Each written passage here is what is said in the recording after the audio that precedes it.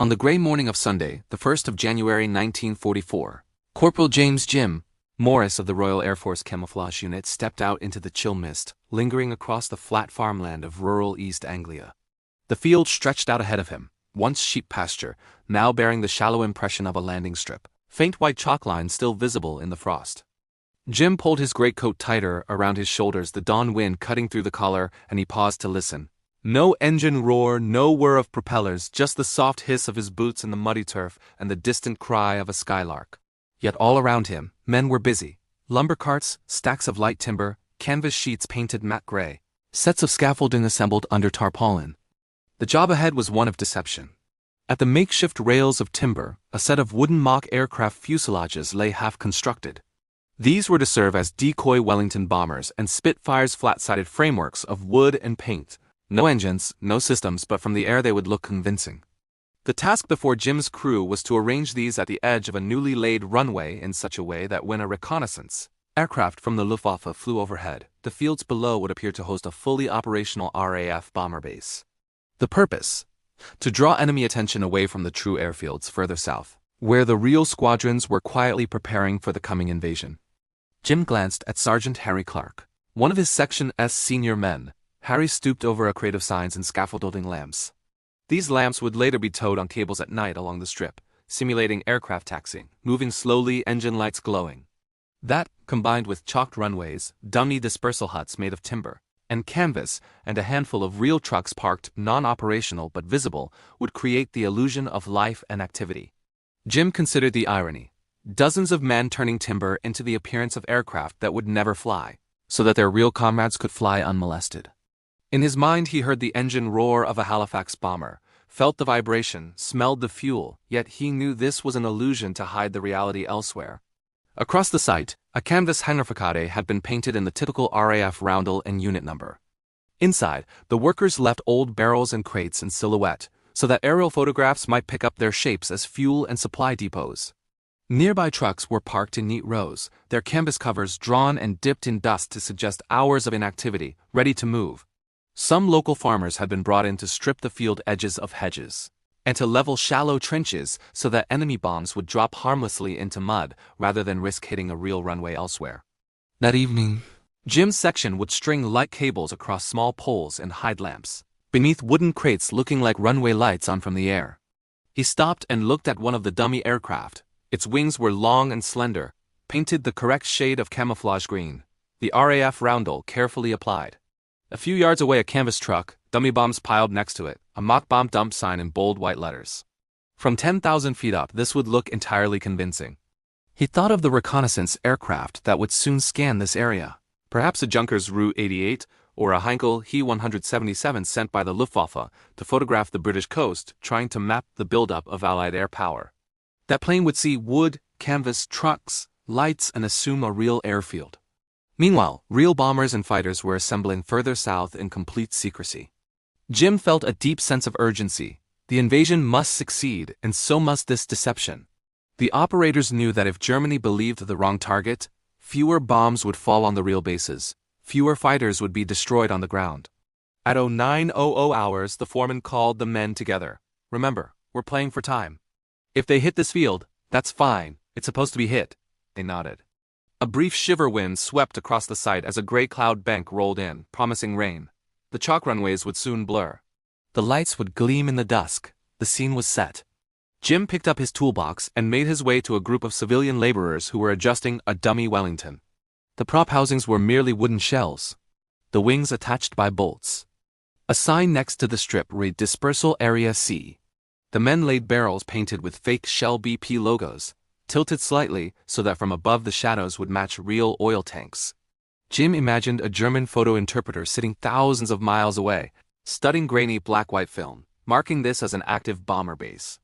He hoped the interpreter would mark it, report it, and draw the Luftwaffe's attention here, not in Hampshire or Dorset where the real action lay.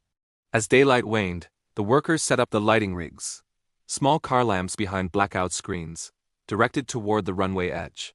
At midnight, when patrols drove over and dipped the lights across the field, the illusion would be complete. Jim walked a few paces away, looked back across the empty field, and felt a strange pride, not in firepower or flying machines, but in timber and paint, in deception and silence. He told himself, "We'll fool them tonight." And somewhere in Germany, a bomber squadron might be given orders to attack this very field, thinking they were hitting an enemy hub. Instead, they would find nothing of value and the real base would remain safe.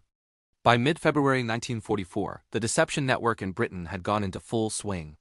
In the offices of the London Controlling Section and the Deception Branch Ops, B, under Colonel Noel Wild and Brigadier John Bevan, plans were being refined for a massive masquerade to cover the forthcoming invasion of continental Europe. Among the many sub-operations, one deceptively simple but effective piece was the use of dummy airfields and fake aircraft to distract the Luftwaffe and protect real RAF bases. In East Anglia and the southeast of England, fields once hosting training flights were converted overnight into K sites, decoy airfields primed for attack. Wing Commander Edward Heighton of the RAF as Camouflage and Deception Section stood on a ridge overlooking one of these fields at dusk. Through his binoculars, he scanned the horizon for a silhouette of a German reconnaissance aircraft, possibly a Focke-Wulf 200 Condor or a Heinkel He 111 converted for photo reconnaissance. He didn't see one yet, but he knew they were coming. In the fading light, the triangular outlines of the wooden Wellingtons and canvas hangars below seemed strangely alive, though wings did not flutter and engines did not rev. Nearby, 3 tractor skeletons had been lightly disguised as fighter aircraft by paint and discarded radar reflectors. Afternoon mist rolled in from the marshes. He could hear the distant whistle of a train and the plop of raindrops starting on the crisp field.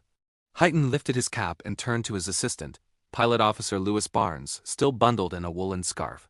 "Lewis, we're ready. The crews will simulate a scramble tonight. Lights on at 2,200 hours. You'll drive the Jeep with the lamps. The German camera will think the runway's live." Barnes nodded, the cold air crackling with anticipation. They had rehearsed this kind of charade many times. Rows of dummy aircraft, trucks parked in dispersal bays, paint-shaded patches arranged to mimic bomber shadows. At night the lights would move, the ramps would glow. The silhouette of a bomber S-wing would reflect the lights, everything designed so that a photo interpreter 60,000 meters above a Junkers Ru 88 or reconnaissance Heinkel capture frame would mark the field as operational.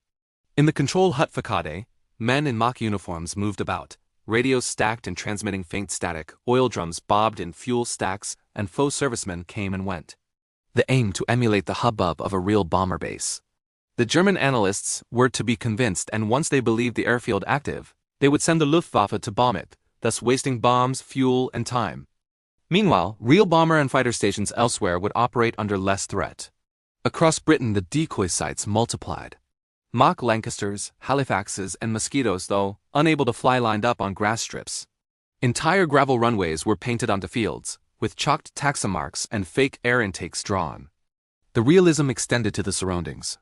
Scraps of shattered ceramic on the bomb dump, dummy craters to suggest earlier attacks, and small fires allowed to burn briefly to simulate recent damage.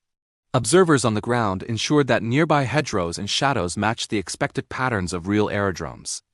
A note from the Norfolk and Suffolk Aviation Museum archive reports, "These dummy airfields looked very realistic from the air." Heighton reflected on the psychological dimension. It wasn't enough merely to build wood and canvas, they had to build a story that the Luftwaffe would believe. They twisted the narrative so that German reconnaissance would accept that Britain's air strength was concentrated in certain sectors, drawing attention away from the true buildup for the invasion of Normandy. Intelligence from intercepted Enigma traffic confirmed that the deception was working. German forces continued to place their resources in the Pas-de-Calais region, and reconnaissance flights of the Luftwaffe surveyed the fake fields. On a damp evening in late March, Heighton stood again on his ridge. Below the decoy field, lights flashed. A faint hum of engine sound effects came from heavy speakers hidden in cornstalk stacks. The sound truck loaned from the film studios played the distant rumble of a bomber taxiing. Barnes drove a Jeep with headlamps swiveling slowly across the runway in a deliberate pattern. Heighton heard the soft crackle of the loudspeaker. "All engines start, 5 minutes to take off, dispersal clear." The actors playing ground crew moved rent-a-soldiers in uniform, turning propellers by hand to create the visual effect of ready aircraft. On invisible cues, the mock aircraft's propellers began spinning, a thin timber rim just tracing the shadows. Above, a German Photorex plane would capture the scene and report that the base was active. It was a quiet triumph of misdirection, of wood and light and sound, of engineering and theater combined. The Luftwaffe, expecting to identify and strike at the RAV's bomber strength, instead received false targets, false data. At such moments, Haydn felt resonance with the ancient stratagems of Sun Tzu. All war is deception. He looked down at his crew, shivering in the cold, their breath misting in the headlights, and understood. This was ammunition to not shells but belief. The belief that they were safe flew in the night skies just as much as the bombers would. In early April 1944, in one of the hidden hangars at the outskirts of a decoy airfield, near the village of Broomfield in Essex, Corporal Ann Harper of the Camouflage Works inspected the latest batch of wooden aircraft frames. The timber was German birch, carefully selected for its strength and lightweight properties. The parts were pre-painted in RAF camouflage, each fuselage equipped with mock gun barrels made of dowels. Wings carved to shape though hollow and carefully applied RAF roundels. These were not toys. They were tools of war but tools of illusion. Harper ran her gloved fingers along the wing rib of a dummy Wellington bomber. The wood creaked faintly in the dry indoor air. NBF 978, she read the stencil. Behind her, a team of painters applied weathering. Streaks of oil, fading paint, dust patterns from a month of sorties. The idea was that, from the air, the Luftwaffe's aerial cameras would pick up signs of long-term use of base in full operational status. Every detail mattered. As noted in the debrief archives, flimsy wooden aircraft were soon lined up on fake airfields. At nighttime, it even looked like the airplanes were moving. That afternoon, a reconnaissance Heinkel was expected overhead. Word had filtered through intelligence that the Germans would photograph the southern coast and inland airfields to detect signs of Allied bombers. The decoy crews timed their lighting and movement drills accordingly. At 1900 hours, Harper joined the site brief at the control tower facade. Her team would deploy the newly prepared wooden Wellingtons onto the dispersal bays, set up the Taxis lights along the grass runway, and power up the hidden stereo, which would transmit a recorded roar of four-engine bombers layered with chatter of ground crew in German-style accents. The ruse was audacious but precise. As dusk fell, the field sprang into light. The interior of the mock hangar glowed. Shadows of men carrying tools flickered on canvas walls. Outside, the headlamps of a vehicle traced slow arcs on the runway, mimicking Taxis to the hold point. In the dim, Harper could hear the recorder's deep drone. Engines up. Propellers to full rev, hold for clearance. She checked the timer. In 15 minutes, they would extinguish the hangar lights and only the runway lights would glow. A lookout in the tower mimicked a security patrol walking across the field, their boots on gravel, radios in hand. Dispersals clear? Yes. Wingtip check. Port side. Cleared for operation. Harper stepped back and observed. The Wellingtons stood aligned. Next to them were mock trucks, dummy fuel drums, scaffolding shadows of hangars. The effect, from 5,000 feet, would be entirely believable. The men's breath hung white in the cold air. The headlights faded into the mist. The dummies waited in silent rows. Above them, perhaps the German binoculars would sweep. The cameras would click. The interpreter would mark bomber station active. At 2,200 hours, the sound system echoed across the field. The rumble of bombers' Taxis, the squeak of wheels, voices shouting drill commands. The Germans would pick this up in their signals intelligence or via airborne eavesdropping. Nearby real bomber stations, such as the airfields of the 3 Group and 5 Group RAF, further west, remained dark, their lights extinguished, their activity hidden beneath blackout. The decoy was serving its purpose, to draw eyes and bombs away. Harper thought of the bigger picture. April 1944 was now just weeks away from the planned invasion of France. The Allies knew that convincing the enemy of the wrong location would save lives. In the southeast of England, the fictitious 1st United States Army Group, FUSAG, under the notional command of George S. Patton, had been created, as part of Operation Fortitude, to suggest an invasion at the Pas-de-Calais. The dummy airfields added credibility to that fiction by suggesting heavy bomber and fighter support in the region. Every wooden aircraft, every taxi light, every staged engine start was a gamble, but also a shield. As Harper walked across the field later that night, she paused to look back at the row of wooden aircraft glinting under the low moon and the runway lights marking the path to nowhere. A distant thunder of dogfights seemed imaginable, but real aircraft did not taxi here. A cold wind passed the flak towers in the distance. She thought, the real bombers are elsewhere. If our decoys succeed, they won't know until it's too late. In the morning, crews moved in to inspect for any bomb craters. A small explosion had been set inside a mock ammo dump to simulate the aftereffects of a raid smoke. Scorched earth, charred barrels. The intention: if the Germans reached this field, they would mark it as active but attacked, and deprioritize it, thinking it had already taken hits. The decoy unit logged the minor damage and repaired the scene for reuse. The cost in wood and paint was modest compared to the lives saved. Back in London, intelligence officers at the LCS monitored Luftwaffe signals. Reconnaissance sorties over southeast England had increased right where the decoys were concentrated. Reports indicated German bombers being assigned to strike fields that were clearly showing enemy activity, the very fields of wood and light. Meanwhile, real bomber stations farther west reported smooth operations. Fewer air raids and lower risk of enemy interruption. The deception was working. Harper, cold and tired, returned to the camp at dawn and found that her next task would be to repaint the wooden aircraft with fresh, camouflage patterns again so that from the air the weathering appeared continuous. She knew that each time a German photo interpreter catalogued one of these airfields, every detail of the illusion counted. As she drew the brush across the wingtip, she whispered, "They will come looking for us and find nothing." By the spring of 1944, the Allied deception machine had shifted gears.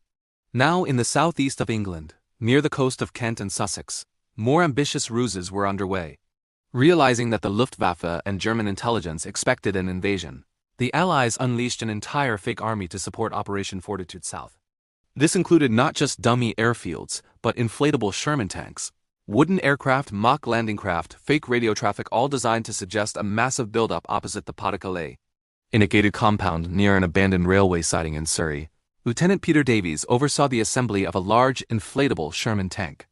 The 12-foot-high rubberized frame, in olive drab paint, was being inflated with an air compressor borrowed from a local film studio.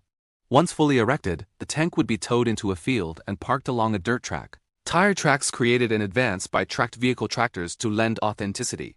The Luftwaffe reconnaissance pilots, glancing at the countryside through their cameras, would see these tanks lined up behind what appeared to be a real armored formation, a convincing piece of theater. Davies crouched beside a team painting dusty streaks and fake mud on the tank's skirts. "We'll run the tracks tonight," he told the men. A tractor would drag the tank slowly across the pasture, leaving a zigzag pattern of tracks. Next morning, an aerial photograph would capture the scene. Tracks, tank, and what looked like activity, not the telltale flatness of an inert dummy. One of the team pointed to a shallow trench nearby. "We must dig a splash of water here. Place a little oil spill stain, it'll look like the tank just parked after a sortie." Such were the details of the deception. Meanwhile, on an adjacent ridgeline, the same unit had set up a dummy runway and lined up emergency aircraft wooden frame, no engines. The mock aircraft were wingtips to wingtips, taxi lights installed, and at night small incendiary candles under the wings simulated the slight glow of engine heat after shutdown. Lieutenant Davies looked up at the evening sky, listening for the rumble of a German reconnaissance aircraft. He waited. At 21:30, a distant engine note reached him, followed by the flash of lights along the horizon. He picked up his binoculars. There, a two-engine Ru 88 high above, and slowly the black silhouette of its bomb bay doors cracked open for a photo mission. He held his breath. The command came from the sound truck nearby, a timed script of ground crew utterances. "Start engines, taxi to runway. Hold for takeoff clearance." The lights flicked, the tracks gleamed, and the inflatable tank glowed faintly in the moonlight. Soon the Ru 88's cameras would snap. What the Germans did not realize was that the majority of heavy bombers were hidden further north and west in Norfolk and Lincolnshire, safe behind the deception curtain. Real Spitfires and Lancasters were being readied for the assault across Normandy's beaches. The dummy installations in the southeast had one goal: to draw attention. Once over the flimsy decoys, the Luftwaffe would believe they had located the enemy. Air and armor concentration and direct raids accordingly, wasting time, fuel, bombs, and risking crews on targets of no real value. One of the most extraordinary visuals, rows of wooden Wellingtons with chalked serial numbers like XH123, wheels slightly mismatched, dummy fuel drums painted with accurate refinery logos, trucks marked RAF 76 SQN. At night, the tracks of dummy tanks glowed faintly under dim floodlights. The realism was enhanced by the placement of small clods of earth on the wings, and undercarriages made to simulate recent rainfall and minor damage patches made intentionally so that aerial photo interpreters would note signs of operational wear. As one historian notes, the decoy tanks helped the Allies achieve the key element of surprise and kept German reinforcements away from Normandy. On the 10th of May 1944, intelligence reports from London indicated that German reconnaissance sorties over the Pas-de-Calais region had increased markedly, and that the Luftwaffe was preparing to bomb airfields in the southeast of England in what seemed to be a preemptive strike. This was exactly as Allies had hoped. The attention was elsewhere. In basements of the LCS headquarters, decoded Enigma signals revealed German discussions. Bomber station near Kent active. Tracks show armored columns moving. Invasion imminent at Calais, all fed by the deception. Davies' unit held a modest celebration that evening. They sat around a small heater in the barn, sipping hot tea, listening to the wind beat against the corrugated roof. The sense of camaraderie was strong. They were actors in a larger play, but the stakes were real. Staff Sergeant Morris, a different Morris, a veteran of North Africa, lit a cigarette and said quietly, "I'd rather the Germans bomb these rubber tanks than our boys' Lancasters on the ground." They all nodded. The achievement was unsung, invisible, but critical. As dusk turned to darkness, Davies walked again to the tank, placed a small chalk arrow pointing northeast to Calais, and stepped back. The field was silent, full of dummy aircraft and invisible sound trucks, ready. The wind moaned across the open grass. He thought, tonight we lure them again. By morning, some Luftwaffe crews might already be on their way to drop bombs on this very field. Meanwhile, the real airfields, the real bombers, the real men were breathing easier. On the morning of the 6th of June, 1944, dawn broke over the Channel coast in France. But thousands of miles away in England, the light rose on fields both real and false. At the real bomber stations, the great engines of the Lancaster and Halifax roared to life as crews boarded for the aerial armada heading for Normandy. But at one of the decoy sites near Rochester, Kent, Flight Lieutenant Anthony Tony Wilkins watched the sunrise through an RAF issue binocular from the roof of the mock control tower. Below him were rows of wooden aircraft, dummy tanks, the runway lights still dark from the night's display. He picked up his wristwatch. 0405 hours. The invasion had begun. Wilkins checked his radio. No actual scramble was scheduled here. The field was on standby as part of the larger illusion created by Operation Bodyguard and Fortitude. He noted a dust plume across the marshland, in the distance likely a tractor towing a dummy tank into position, a last-minute alignment to catch any overhead reconnaissance. The wind was crisp and the air tasted of sea salt. Below, the dummy assets awaited silently. By noon, German intelligence would believe the main Allied air strength was concentrated here, while in fact the real airfields lay elsewhere and the bombers were airborne. At precisely 0520 hours, Wilkins activated the lights. Runway edge lamps flickered on, taxiway lights traced a path to the dispersal area, and a recording of engine rev-up played through hidden loudspeakers. The dummy Wellington fuselages sat beside trucks labeled RAF 217 and Fuel Type B. The sound of propellers rotating thin timber rims slipping through the air echoed faintly. From above, a Luftwaffe reconnaissance Rue 88 circled, its camera shutter ticking.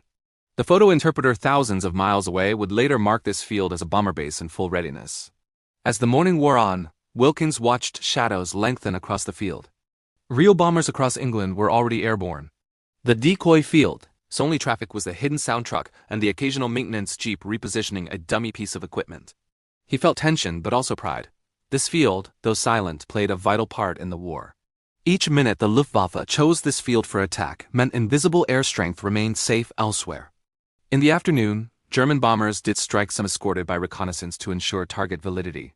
Several Luftwaffe units attacked what looked like an operational airfield here. They dropped bombs on empty grass, on wooden aircraft frames, on fuel drums full only of water. According to the Aviation Museum record, a young lad waited for one to take off. They were dummies. Elsewhere, rain showers washed away evidence quickly. The decoy crews moved in at dusk to repaint scorch marks, reposition tires, reload the play acting for future raids. As evening approached, Wilkins climbed down from the control tower, wiped his brow, and surveyed the field. The real warplanes were returning from France. The decoy ones had never flown. He thought of the men in Normandy landing at 0630 hours. The beaches, the airborne drops, the paratroopers already in action. Meanwhile here, the wooden planes stood still. His radio crackled, all clear this side. Next field change in 48 hours. The network of false airfields, dummy tanks, and inflatable craft kept the Germans guessing. Wilkins looked to the sky. A single Wellington of his squadron flew low overhead, heading back to base. He realized he was watching one of the real wings hidden from German view behind the deception curtain. He exhaled slowly. The mission had begun, and the invisible Air Force had played its part. Tonight, he knew the decoy crews would reposition sections, repair damage, and ready the lights for another reconnaissance pass. Because war is as much about what is unseen as what is seen. In the days following D-Day, the deception forces went into overdrive. Intelligence reports indicated that the German High Command still believed the main assault might yet come at the Pas de Calais, and the decoy installations kept feeding them that belief. From the 10th to the 20th of June 1944, the southern decoy fields experienced repeated bombing raids. Major Richard Conway of the RAB's Airfield Security Section stationed near one decoy site in Sussex assessed the damage each morning. On the 12th of June at 0330 hours, German bombers Heinkel He 177 heavy bombers escorted by Focke-Wulf 190 fighters attacked the decoy runway in Sussex. Bombs fell in a pattern, low yield, scattered, just enough to leave crater holes but not flatten the field. The crews of Conway's LAA light anti-aircraft guns had been carefully instructed to fire minimal rounds, so as to register a weak defense and encourage the Germans to believe the field lightly defended. Bomb craters were mapped, debris, scrap wood and canvas was temporarily left on site and the field repaired. In effect, the decoy had taken hits and remained operational in the German mind. Conway often wandered the field at dawn. He wore a greatcoat over his service uniform and the early mist clung to his boots. He knelt beside a small crater where a 50 kg bomb had exploded into the wet turf. Nearby, 2 dummy aircraft had collapsed under the force of the explosion. Maintenance crews had pulled plywood frames aside and left them ground level to suggest destroyed aircraft. The smoke had dissipated overnight, but the burn marks remained. The Germans would photograph the field again, interpret the damage, and mark it down as active and worth attacking. In doing so, they kept their bomber forces engaged here rather than divert them toward real bases. Conway looked out at the line of tires and crates that represented fuel drums. They were battered by shrapnel but still in service. A few burnt poles leaned at an angle to reinforce the impression of recent attack. Local civilians, conscripted as labor, had painted sides of the fuel drums with RAF No. 15, GR Squadron in chalk because even small touches built credibility. The Daily Report to London recorded, "Decoy base attacked again, minimal damage. Ready for next phase." On the other hand, real bomber stations farther inland had fewer attacks than expected, giving the Allies an advantage. Conway's real worry was when the Luftwaffe bombers urged deviation. They might move elsewhere, but the deceptions were holding. On the 15th of June, he heard via radio intercepts that German reconnaissance, captured via Ultra, still confirmed the southeast region was active. He considered how curious it was, legions of German pilots risking bombs on what were essentially carpenter-built aircraft and rubber tanks. One afternoon, a liaison officer from Air Ministry visited the site. He stood in the faux control tower, looked out over the dummy runway, and nodded. "The Germans are buying it," he said softly. "They think this field is real." Conway returned to his jumble of wood and canvas and felt satisfaction. In strategic terms, every wasted bombing raid, every diverted Luftwaffe squadron, lowered risk for the real air armada being assembled for the liberation of Europe. By the 20th of June, the skies over the decoy fields had grown eerily quiet. The Germans had committed bombs and fuel and returned with minimal results. Meanwhile, the real bomber fleets were moving into position for the push inland. The decoy sites would now be gradually wound down or repositioned to cover further operations as the Allies pushed forward. For Conway, this meant another shift of his unit. By early July, they would move the dummy equipment inland to support other deception operations. When he walked across the battered field one evening, he reflected on the peculiar nature of his role. He was not tracking real aircraft nor repairing live hangars but preserving illusions. The bombs that fell had left holes but no loss of life. To some of the Luftwaffe crews who returned to Germany and reported nothing significant at their target, the deception would foster confusion and hesitation. And hesitation in war can be fatal. As July 1944 arrived, the focus of Allied operations began drifting from the invasion beaches inland, and so too did the deception campaigns. The decoy airfields and dummy assets were repositioned to support the next phase of the war. In one of the sectors, Major Walter Gibson directed his section of the camouflage and deception force as they disassembled a decoy airfield near Dover and transported the frames to southern Wales. The wooden aircraft were boxed, the inflatable tanks deflated, the lighting rigs dismantled. Gibson watched a tractor tow one of the dummy Wellingtons down a narrow lane in the moonlight, its wings tied with bondage to fit under overpasses. The purpose? Set up further decoy fields in less obvious locations to continue fooling German reconnaissance as the Allied advance pressed eastward. Gibson's men worked through the night while blackout conditions hovered. The next morning, they began to rebuild the wooden frames on a farm field in Pembrokeshire, chalking a runway anew and positioning dummy fuel drums in trucks. The Luftwaffe, scanning the skies, and the German High Command, reading Luftwaffe reports, still believed the invasion force would press on the Pas-de-Calais line or even land further south. By keeping the illusions active, the Allies maintained strategic surprise. During July, the decoy network also coordinated with parachute dummy drops, the so-called Rupert. Para-dummies dropped by the RAF to simulate airborne landings deep behind enemy lines in Normandy and elsewhere. Though not airfields per se, the coordination underscored how layered the deception had become. Major Gibson, watching the cargo trucks depart, thought about the logistics of the deception. Hours of assembly, thousands of man-days, every screw and paint stroke part of the play. He believed that while real aircraft soared toward Europe, his wooden wings would continue to point German eyes in the wrong direction. Gibson paused at dawn and looked across the newly chalked strip. Soft fog lay low in the valley. The silhouette of the dummy Wellington gleamed pale in the gray light. A distant crow called. The field was silent except for the sound of dew falling. In 2 weeks' time, real RAF squadrons would be deep into France, but this field would host nothing but timber and dreams. That was the point. The psychological effect on the enemy mattered. German reconnaissance photo interpreters noted this field and recorded bombers ready, activity consistent with assembly area, and tracks showing taxiing and dispersal. The Allies had constructed entire visual narratives. As one historian observes, farm fields in East Anglia were converted into realistic-looking military encampments. Gibson's section also laid tracks of dummy fuel trucks on gravel, dragged them repeatedly to simulate movement. They arranged 2 burnt trees to suggest that the field had already taken a small raid and was still operational. Those details were painstaking. As the month progressed, the Luftwaffe's activity over these decoy fields dropped, but that was expected.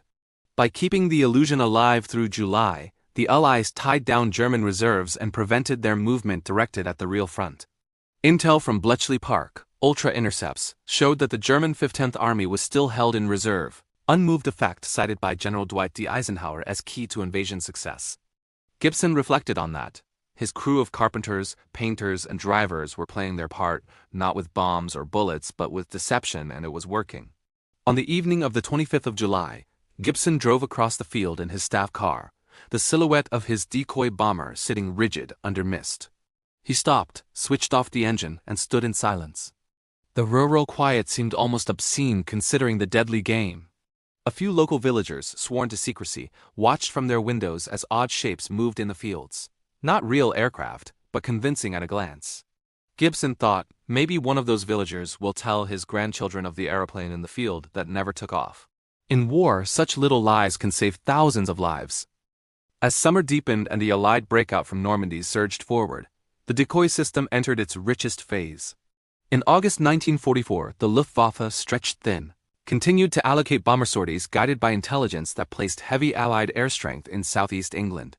Meanwhile, real bomber units had moved to continental airstrips and were pressing eastward. Some of the decoy airfields recorded multiple bombing raids, each one a success from the deception perspective, each one further draining the enemy. Sergeant Philip Jackson, of the RAF Security Section, made night rounds at one decoy site near Cambridgeshire on the 3rd of August.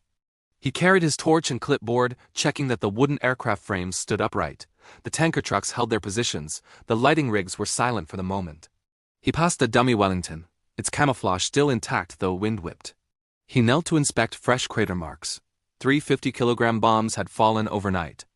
The bombs had landed harmlessly in the wet field, but on the German reconnaissance map they would show a successful strike against an operational base.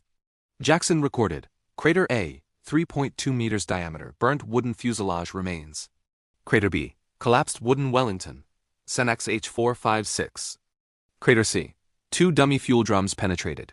The maintenance teams would move in at daybreak, flatten the damaged frames, repaint the ground, and re-establish the scene for the next reconnaissance pass.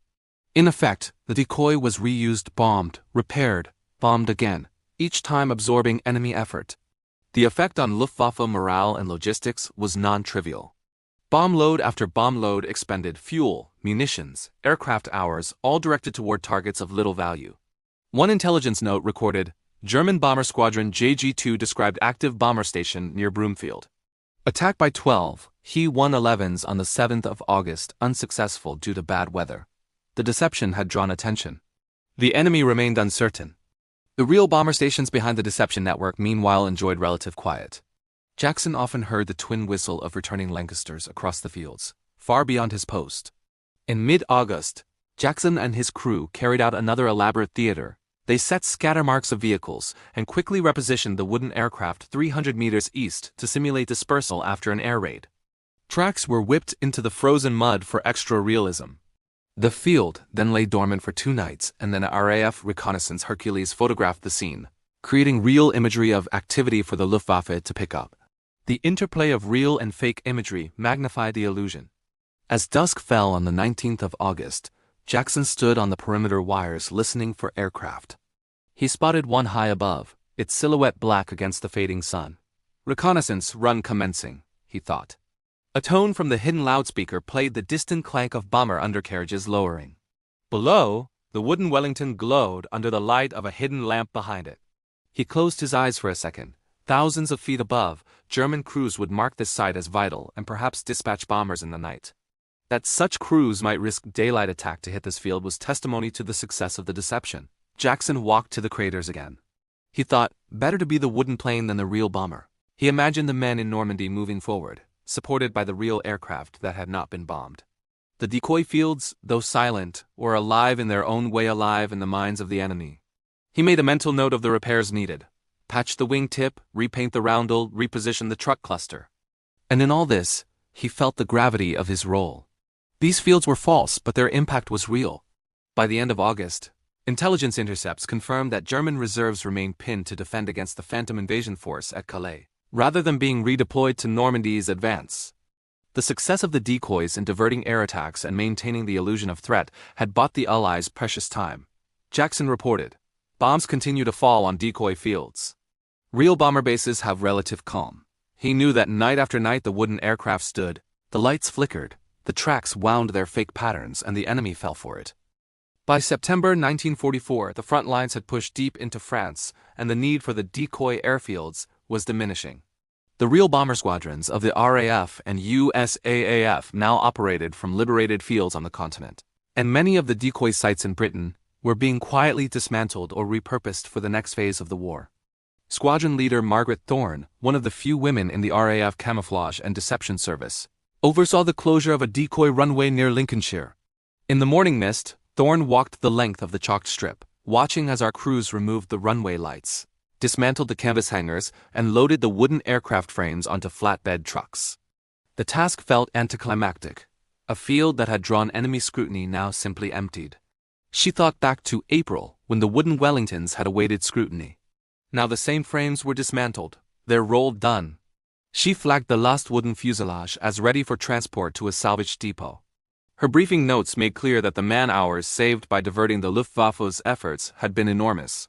That fewer bombs on actual airfields meant fewer cancelled missions and fewer casualties on British soil.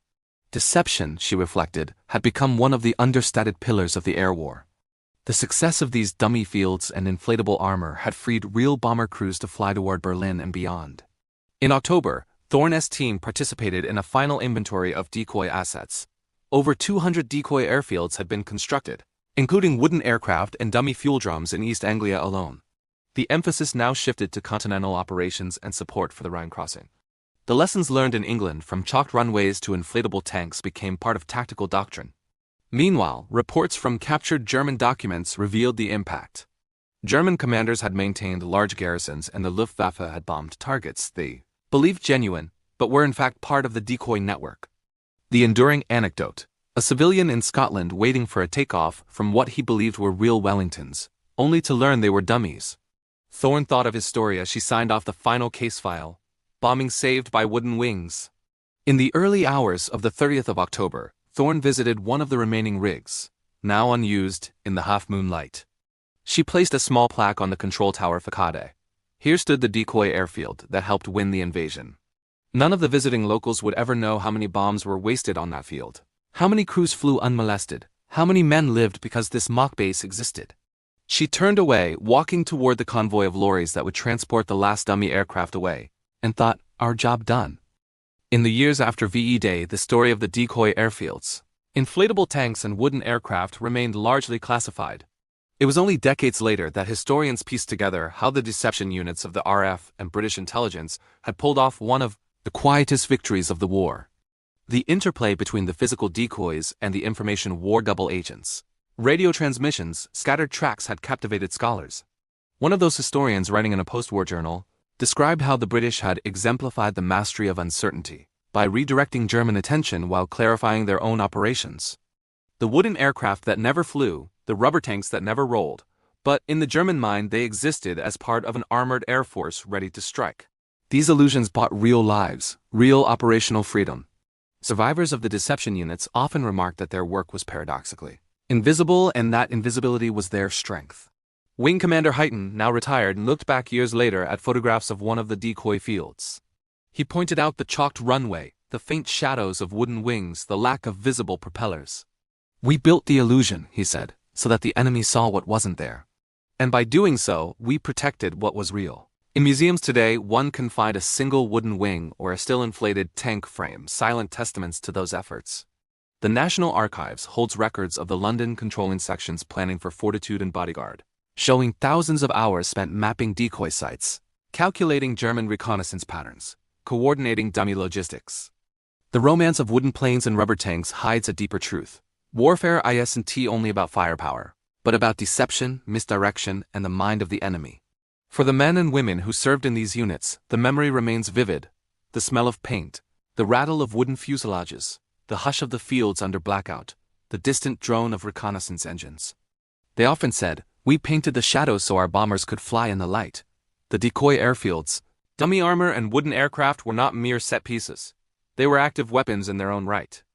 And when you walk across an old field in East Anglia and see subtle chalk lines or a lone wrecked wooden wing half buried in the turf, you are not seeing the remains of an abandoned runway. You are seeing a shield built from illusion, protecting the real strike force.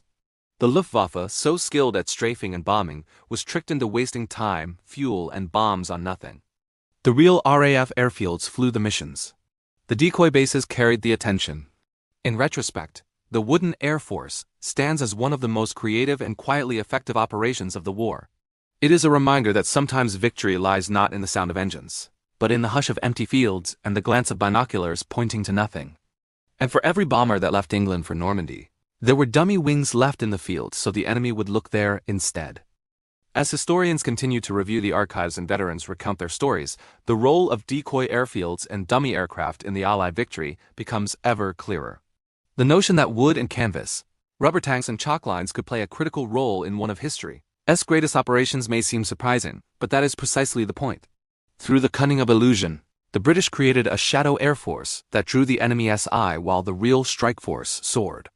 When the Luftwaffe photo interpreters catalogued these fields and tracks, they believed they were seeing reality. The Allies built on that belief layer by layer until the deception became undeniable. They planted signs of life, movement, repair, attack, and readiness in places where no such power existed. They made the invisible visible and the real invisible. They turned wooden wings and rubber tanks into instruments of war, and the result? Fewer bombs on real airfields, fewer fighter losses in the opening hours of the invasion, fewer surprises from the air. The decoy operation was a shield, a diversion, a masterful bluff. The men who built the illusions seldom flew the planes. Instead they hammered wood, strapped lights, dragged tanks across fields at night. But their work resonated in the air above the beaches of Normandy, in the night skies of Europe. So the next time you hear the roar of a bomber or the whistle of a fighter taking off, remember that somewhere, once upon a time, stood a row of wooden aircraft and inflatable tanks, waiting quietly, drawing the enemy's gaze away from the real fight. For in war, sometimes the greatest triumph is achieved not by guns alone, but by what is unseen, unheard, and believed.